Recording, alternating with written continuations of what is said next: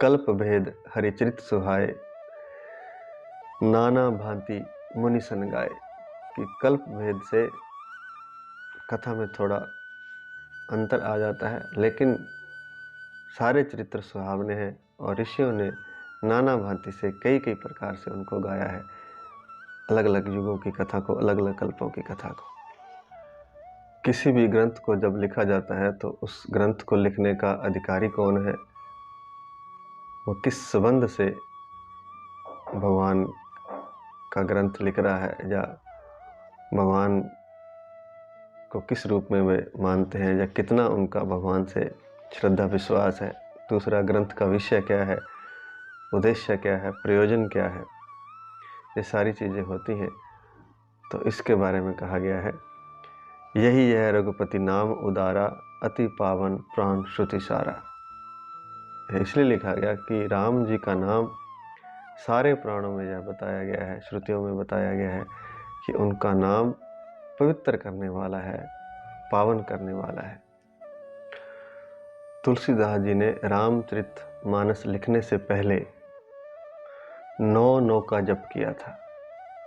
अब 9 का जप कहते हैं, 9 बार जब 9 लिखा जाए तो यह बनता है 99 करोड़ 99 लाख 99,999, करीब 1 अरब जप रामचरितमानस लिखने से पहले उन्होंने किया था।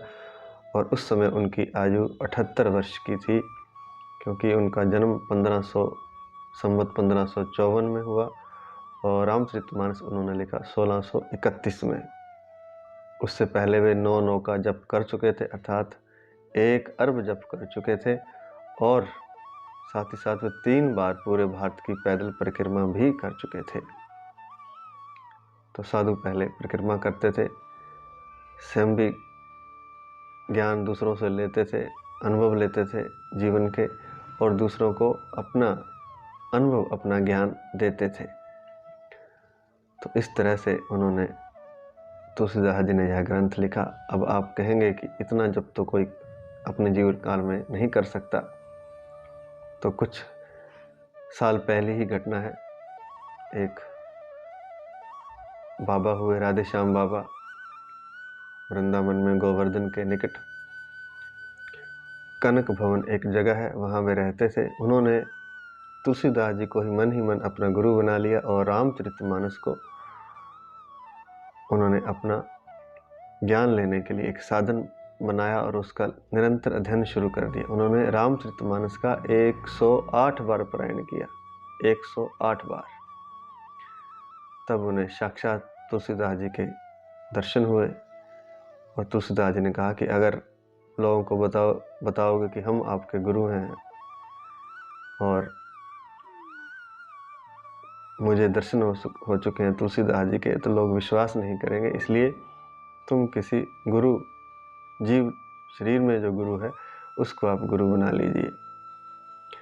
तब राधे श्याम बाबा ने, जिनका कि गुरु प्रदत्त नाम श्री सीताराम दास था, रामानंद संप्रदाय में वे दीक्षित थे, तो तुलसीदास जी के कहने से उन्होंने गुरु बनाया। और फिर उन्होंने 56 वर्ष तक एक ही जगह, एक ही आसन में, ब्रज के झाड़करी के जंगलों में, जो कि भरतपुर जिले में आता है, उसमें लगातार 56 वर्ष तक जप किया। और क्या करते थे, क्या खाते पीते थे, निरंतर आसन में बैठकर जप करते थे। थोड़ी सी 1-2 ना छाछ लेते थे और थोड़ा सा गुड़ लेते थे, और इस तरह से उन्होंने निरंतर जप किया। तब उन्होंने कितना जप किया? उन्होंने जप किया 1 अरब। 1 अरब का मतलब है 16 अरब जप किया। क्यों? क्योंकि तुलसीदास जी ने तो राम नाम का जप किया, इन्होंने हरे राम राम राम हरे हरे, हरे कृष्ण कृष्ण कृष्ण हरे हरे, यह 16 अक्षर के मंत्र का 1 अरब जप किया। तो आज के युग में भी ऐसे जप साधन लोग, साधु महात्मा करते हैं। कोई भी कर सकता है, साधु महात्मा की बात इसमें नहीं है। जो श्रद्धा विश्वास रखता है, जिसे भगवान की तड़प है, प्यास है, और जिसे अपने जीवन का उद्देश्य निश्चित पता चल जाता है कि इस जीवन का उद्देश्य भगवत प्राप्ति है, परमात्मा प्राप्ति है, बाकी सब कुछ स्वप्नवत है, यह तो बार बार घटता रहेगा। जो जीवन के दुख को देख लेता है, जो जीवन को समझ लेता है, तो वह कोई भी हो, चाहे सन्यासी महात्मा हो, संत हो, चाहे गृहस्थी ही क्यों ना हो। बहुत लोगों ने परमात्मा को पाया है, जब तप किया है।